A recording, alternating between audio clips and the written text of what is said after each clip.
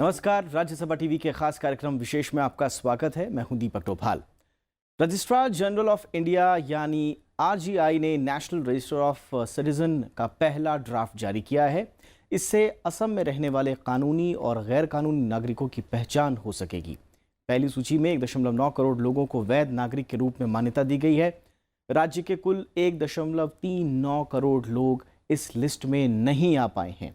प्रदेश में तरह तरह के कयास लगाए जा रहे हैं। कुछ लोगों को लगता है कि जिनके नाम एनआरसी के मसौदे में नहीं हैं, उनकी नागरिकता खतरे में पड़ सकती है, लेकिन ये फाइनल एनआरसी नहीं है। विशेष में आज हम आपको बताएंगे कि जिनके नाम नहीं हैं इसमें, वो आगे क्या करें, एनआरसी है क्या, क्यों है ये इतनी अहम। 1951 में जब समूचे देश में एनआरसी बनाई गई थी, तो इस वक्त सिर्फ असम में ही क्यों एनआरसी है। साथ ही आपको ये भी बताएंगे कि इस वक्त ये आंकड़े क्यों जारी किए गए, सुप्रीम कोर्ट ने ऐसा करने के लिए दरअसल क्यों कहा था।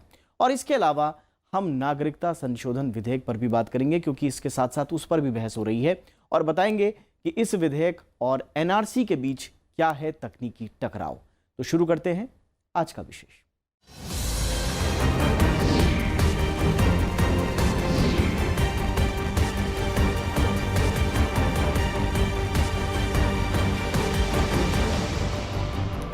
राष्ट्रीय नागरिक रजिस्टर यानी एनआरसी का पहला मसौदा जारी कर दिया गया है। इसमें असम में रहने वाले कुल 1.9 करोड़ लोगों को कानूनी रूप से भारत का नागरिक माना गया है। रजिस्ट्रार जनरल ऑफ इंडिया यानी आरजीआई इस मसौदे को सार्वजनिक करते वक्त उन्होंने कहा कि बाकी के आवेदकों के नाम पर विभिन्न स्तरों पर जांच की जा रही है।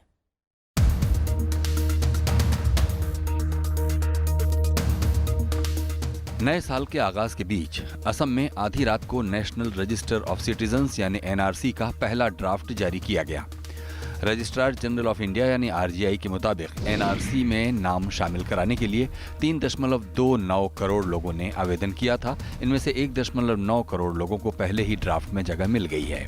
आरजीआई के मुताबिक ये 1.9 करोड़ लोग वो हैं जिनकी जांच पूरी हो चुकी है। बाकी के नामों की कई स्तरों पर जांच चल रही है। जैसे ही ये जांच पूरी होगी, एनआरसी का नया मसौदा भी जारी कर दिया जाएगा। NRC were invited in the state of Assam in year 2015. The last date was 31st August 2015, whereafter it has been a huge task for all of us. There were total number of 3.29 applicants. There were nearly 6 crore documents which needed to be verified. We have made substantial progress. Still there are many verifications which are ongoing. A lot of work needs to be done. इस बीच NRC के राज्य समन्वयक प्रतीक हजेला ने कहा है कि जिन लोगों के नाम पहली सूची में शामिल नहीं हैं, उन्हें चिंता करने की जरूरत नहीं है। राज्य समन्वयक के मुताबिक नामों की जांच करने की एक लंबी प्रक्रिया है, इसलिए पहले मसौदे में कई नाम छूट गए हैं। इनमें से कई ऐसे हैं जो उस परिवार से हैं जिनका सत्यापन हो चुका है। लोगों की शिकायतों पर कार्रवाई की जाएगी, क्योंकि बचे हुए नामों को आखिरी मसौदे में शामिल किए जाने की संभावना है। हालांकि राज्य सरकार का कहना है कि रजिस्टर में जगह न पाने वाले लोगों को देश से बाहर किया जाएगा। 24 मार्च মাজনিকা 1971 লৈকে লিংকেজ তো ট্রেস কৰিব লাগে আৰু এই লিংকেজ তো ট্রেস কৰা কাম নথিৰ জৰিয়তে এটা ডকুমেণ্টাৰী এভিডেন্সৰ থ্ৰুদি হ'ব লাগে। গতিকে প্ৰত্যেকজনৰ নিৰীক্ষণ তন্নতন্নকে কৰা হৈ আছে, পৰিয়াল হিচাপেও হয় আৰু ইণ্ডিভিজুৱেলিও হয়। মোৰ ধৰক মোৰ গ্ৰেণ্ডফাদাৰৰ লগত লিগেসি যদি ইষ্টাব্লিছ কৰিব খুজিছো, তেতিয়া মোৰ দেউতা মোৰ ককাৰ লগত ইষ্টাব্লিছ কৰাৰ কাৰণে এটা নথি দিব, মই মোৰ দেউতাৰ লগত লিংকেজ ইষ্টাব্লিছ কাৰণে এটা নথি দিম, আৰু মোৰ ছোৱালীজনী মোৰ লগত লিংকেজ ইষ্টাব্লিছ কৰাৰ কাৰণে এটা নথি দিব। सरकार का दावा है कि एनआरसी की पूरी प्रक्रिया साल 2018 के अंदर पूरी कर ली जाएगी। इसके लिए आवेदन की प्रक्रिया मई 2015 से शुरू हुई थी। असम देश का अकेला राज्य है जिसके पास एनआरसी है। इसे पहले 1951 में तैयार किया गया। 2005 में केंद्र, राज्य और ऑल असम स्टूडेंट्स यूनियन के बीच समझौते के बाद असम के नागरिकों के दस्तावेजीकरण की प्रक्रिया शुरू हुई। मौजूदा प्रक्रिया सुप्रीम कोर्ट की निगरानी में हो रही है। सुप्रीम कोर्ट ने करीब 2 करोड़ दावों की जांच के बाद 31 दिसंबर तक एनआरसी को पहला मसौदा प्रकाशित करने का आदेश दिया था। कोर्ट ने जांच में करीब 38 लाख लोगों के दस्तावेज संदिग्ध पाए थे। अगर इसमें किसी का नाम नहीं भी रहा, उसको चिंता करने का कोई जरूरत नहीं है। सरकार हर जो भी बोनाफाइड इंडियन सिटीजन है उनके पक्ष में सरकार हमेशा है और रहेगा। तो इसलिए अगली भी ड्राफ्ट रूल प्रकाशित होंगे, ये दूसरे चरण में होंगे। तो इसलिए आज जनता से ही हमारा अपेक्षा है, जैसे उन लोगों ने पहला ड्राफ्ट रूल पब्लिश करने के सिलसिले में, उसको प्रस्तुत करने के सिलसिले में जो मदद करके आए हैं, इसके लिए मैं आभार व्यक्त करना चाहता हूं। असम में लाखों लोगों को ये साबित करना है कि उनके माता पिता 1971 में बांग्लादेश बनने से पहले ही असम में आकर रहने लगे थे। इस बीच तनाव को देखते हुए असम में सुरक्षा व्यवस्था कड़ी कर दी गई है। हालात से निपटने के लिए 60,000 पुलिसकर्मियों और अर्धसैनिक बलों को संवेदनशील इलाकों में तैनात किया गया है। केंद्र सरकार ने अर्धसैनिक बलों की 85 कंपनियां असम में तैनात करने के लिए भेजी हैं। लीना शर्मा के साथ Zaigham Murtaza, Rajya Sabha TV. National register of citizens यानी एनआरसी में भारतीय नागरिकों का लेखा जोखा दर्ज होता है। 1951 में पहली और आखिरी बार इसे तैयार किया गया था, लेकिन इसके बाद इसे अपडेट नहीं किया गया था। असम में एनआरसी का जो पहला ताज़ा मसौदा जारी किया गया है, उसके बाद ये समझना ज़रूरी हो गया है कि एनआरसी दरअसल क्या है।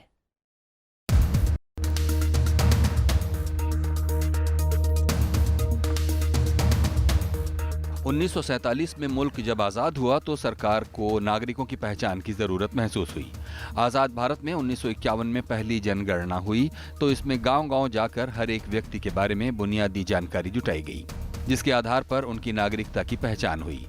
इन आंकड़ों को डिप्टी कमिश्नर और सब डिविजनल ऑफिसर के दफ्तर में रखा जाता था, लेकिन गृह मंत्रालय के आदेश के बाद 1960 के दशक में एनआरसी के सारे आंकड़े पुलिस को सौंप दिए गए।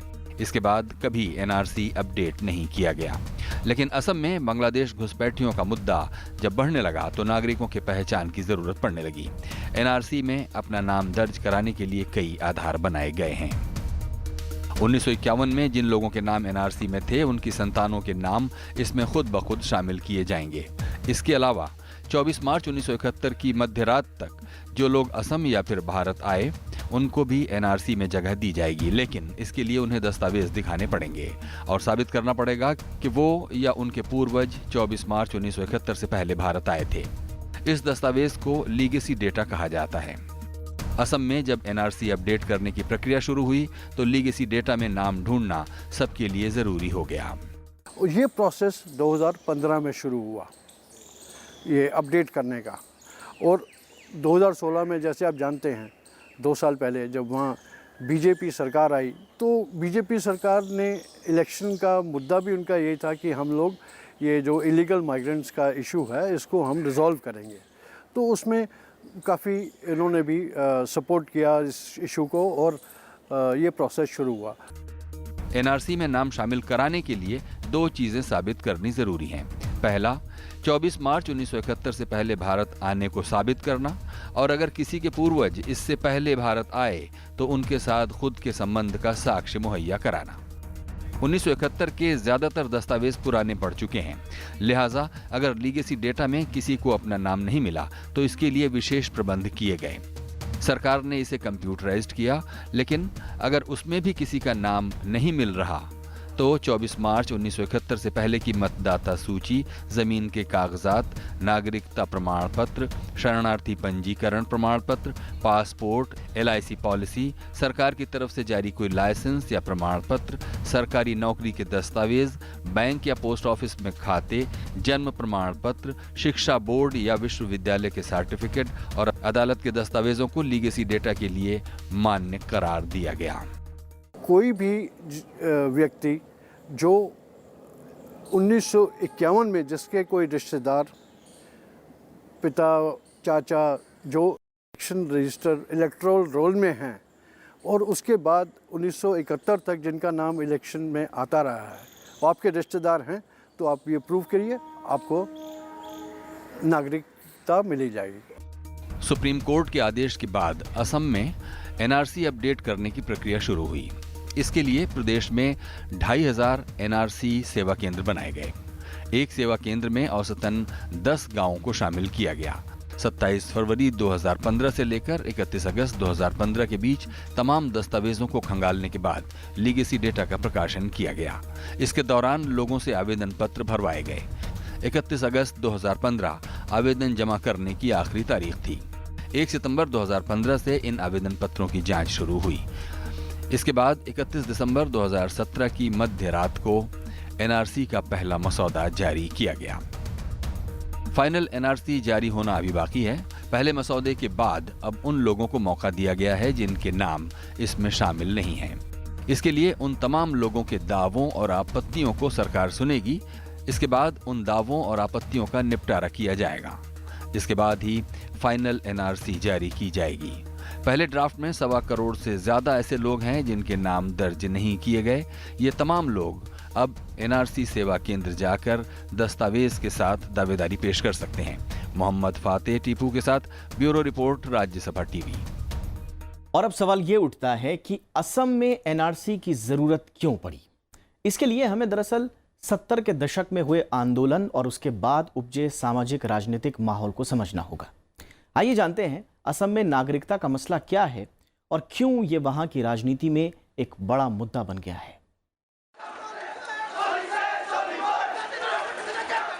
असम में बाहरी बनाम असमिया के मसले पर आंदोलनों का दौर काफी पुराना है। 50 के दशक से ही गैर कानूनी रूप से बाहरी लोगों का असम में आना एक राजनीतिक मुद्दा बनने लगा था। औपनिवेशिक काल में बिहार और बंगाल से चाय बागानों में काम करने के लिए बड़ी तादाद में मजदूर असम पहुंचे। अंग्रेजों ने उन्हें यहां खाली पड़ी जमीनों पर खेती करने के लिए प्रोत्साहित किया। इसके अलावा विभाजन के बाद नए बने पूर्वी पाकिस्तान से पश्चिम बंगाल और त्रिपुरा के साथ ही असम में भी बड़ी संख्या में बंगाली लोग आए।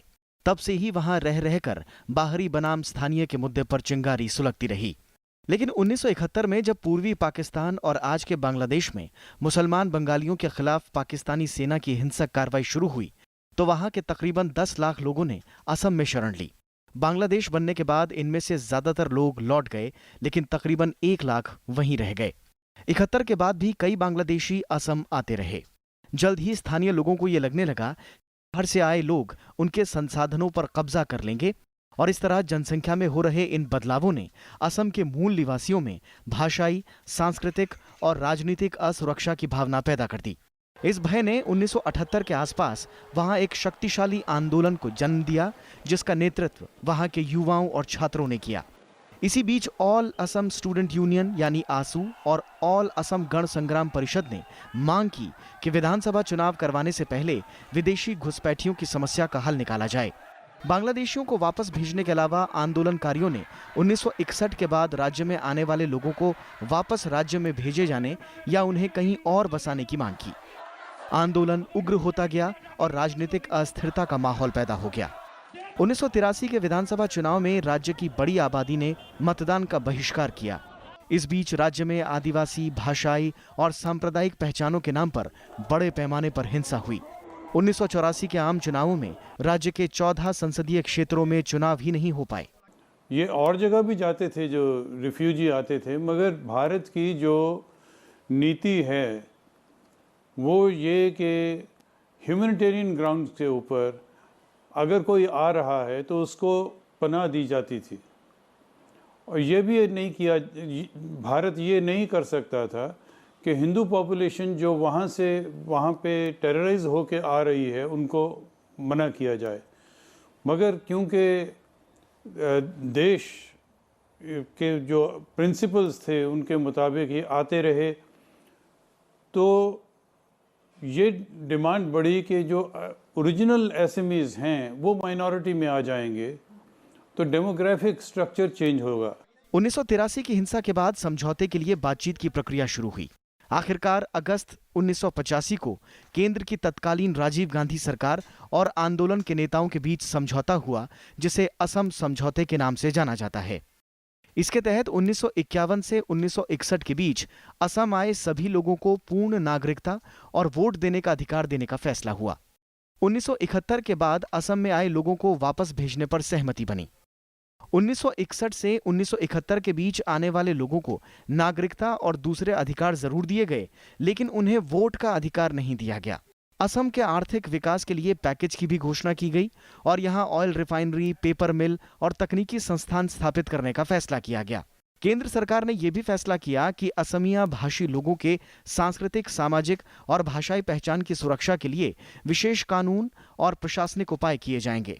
इस समझौते के आधार पर मतदाता सूची में संशोधन किया गया। विधानसभा को भंग करके 1985 में चुनाव कराए गए, जिसमें नवगठित असम गण परिषद को बहुमत मिला और पार्टी के युवा और आसू के अध्यक्ष प्रफुल्ल कुमार महंत मुख्यमंत्री बने। समझौते के बाद राज्य में शांति बहाली तो हुई, लेकिन उस पर असल मायनों में अमल नहीं हो पाया।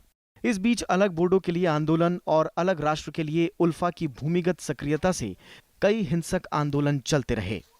कई साल तक मामला ठंडे बस्ते में रहने के बाद साल 2005 में एक बार फिर असम में आंदोलन तेज हुआ।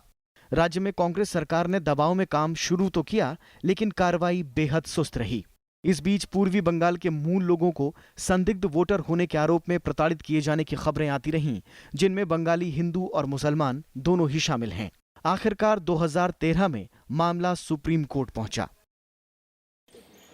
नहीं, ये तो 2005 में जो हुआ था वो ये था कि केंद्र सरकार और असम सरकार ने ये एग्री किया था कि हम 1951 का जो एनआरसी है उसको हम अपडेट करेंगे। अक्टूबर 2014 में सुप्रीम कोर्ट ने आदेश दिया कि एनआरसी के अपडेशन का काम 31 जनवरी 2016 तक पूरा हो जाना चाहिए, लेकिन एनआरसी अथॉरिटी इस तारीख का अनुपालन नहीं कर पाई और उसके बाद से ही सुप्रीम कोर्ट सीधे इस प्रक्रिया पर निगाह रखे हुए है और उसी की निगरानी में एनआरसी के अपडेशन का काम चल रहा है। एनआरसी के ड्राफ्ट का पहला प्रकाशन दरअसल सुप्रीम कोर्ट के दबाव में ही सरकार को जारी करना पड़ा। Bureau report, Rajya Sabha TV. और इस बीच बांग्लादेशी घुसपैठियों का मामला भी सिर उठाने लगा है। ये मामला दरअसल देश भर में बड़ा राजनीतिक मुद्दा रहा है। असम और पश्चिम बंगाल में अवैध रूप से रह रहे बांग्लादेशियों का मुद्दा काफ़ी संवेदनशील है। आमतौर पर तमाम गैर असमी आबादी को बांग्लादेशी कह दिया जाता है, हालांकि इनमें से कई भारतीय नागरिक भी हैं। एनआरसी का पहला ड्राफ्ट आने के बाद सवाल उठ रहे हैं कि उन लोगों का क्या होगा जो फाइनल ड्राफ्ट में भी रह जाएंगे।